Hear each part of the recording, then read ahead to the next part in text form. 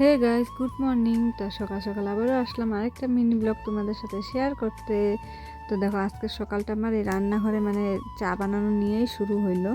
তো হাজব্যান্ড আবার খাওয়াতে মানে যাবে, তো ওকে কিছু রুটি যে বানাইতেছি। তো কালকে সবজি আছে, একটা নিরামিষ সবজি বানাইছিলাম, তো ওই রুটি আর সবজি দিয়ে দিব আর চা বানাবো।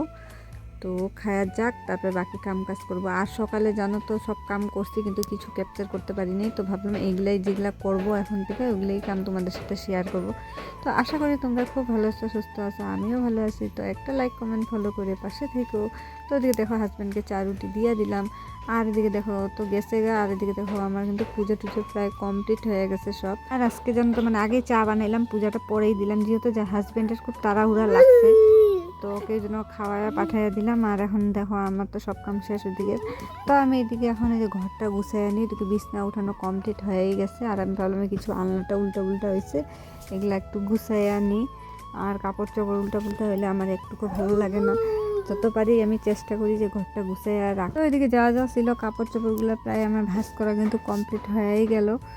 তো এদিকে তো গুছানো দেখা হইলো, ইয়ার দিকে ড্রেসিং টেবিলটাও আমার গুছানো কমপ্লিট হয়ে গেছে। তো এখন বাকি কাম কাজ করি, যেমন ঘর ঠর ঝাড়ু দেওয়া এখনও হয় নাই।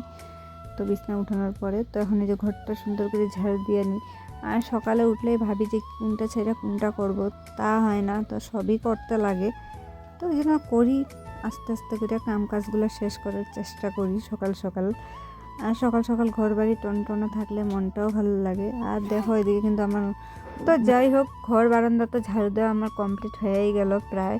আর এদিকে মনে পড়লো যে সকালে কাপড় ধুয়ে রাখছি, আমি এই পর্যন্ত মেলিই নাই। কি করব, কামের এত মানে তাড়াহুড়া লাগছে আমার, উপায় নাই, এরকম করেই কাজ কাম করতে লাগবে।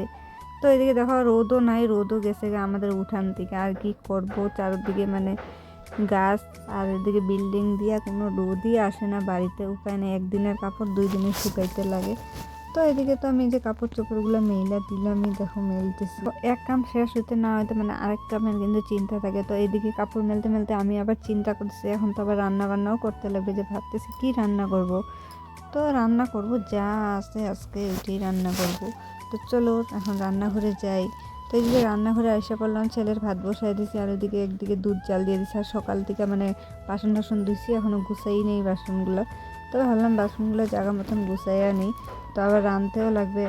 তো রান্না আজকে করব, হাজব্যান্ড মানে যাওয়ার আগে কিছু ডিম এনে দিয়ে গেছে। তো ডিমগুলো এখন যে বয়েল করতে বসাইয়া দিলাম।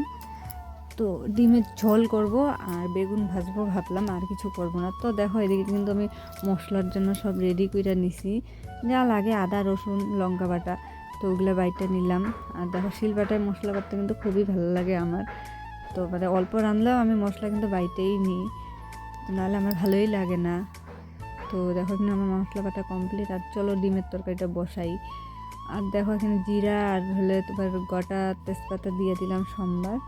আর এখানে যে মশলা করা আছে, তো তো মশলাটা তো দিয়ে দিলাম, সুন্দর করে সাতলায় নিব। তো হলুদ লবণ পরিমাণ মতন দিব, আর একটু ধনিয়ার গুঁড়া দিব, দিয়া সাতলাই। আর দিকে তো ডিম আর হলে আলুটা আমি ভাইজেই রাখছি আগের থেকেই হলুদ লবণ দিয়ে। আর দেখো এখানে মশলাটা যত সুন্দর করে কষাবা অত সুন্দর করেই কিন্তু তরকারিটা টেস্টি হয়। আর দেখো এখানে আলুটা দিয়ে দিই, দিয়ে একটু নাড়াচাড়া করে আবার দিয়ে দিব আমি ডিমগুলা। ডিম দিয়ে সুন্দর করে নাড়াচাড়া, আমি কিন্তু এমনভাবেই রান্না করি, মানে ডিমের তরকারিটা কিন্তু এরকম করলেই টেস্টি হয় তরকারিটা।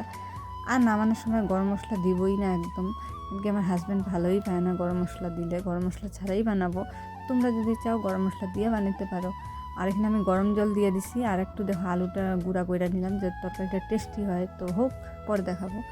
তো দেখো এদিকে কিন্তু আমার রান্না বাড়া শেষ। আর এদিকে আমি এখন গ্যাস মুছতে আইসা বসছি, মানে গ্যাসটা পরিষ্কার করে মুছে নিই এখন, যেহেতু কামের পরে এইগুলোই করতে লাগে, গ্যাস ট্যাস মুছার কাম থাকেই। তো এখানে সুন্দর করে ঘষে টেসে দেখো কাপড় দিয়ে আমি জল দিয়ে সুন্দর করে গ্যাসটা মুছে নিলাম পরিষ্কার করে। তো মানে আজকের কাম ধাম এখানেই শেষ হইলো। আর এদিকে বাসনপত্র যেগুলো বাইরে ছিল ওগুলো মাইজা ঘষে নিচ্ছি এখন, যে দেখো। তো আশা করবো আমার মিনি ব্লগটা তোমাদের খুব ভালো লাগবে, প্লিজ একটা লাইক কমেন্ট ফলো করে পাশে থাকো। আর দেখো এই যে ডিমের তরকারিটা। তো আজকের মতন এতটুকুনি, নেক্সট ব্লগে আবার দেখা হবে, টাটা বাই বাই।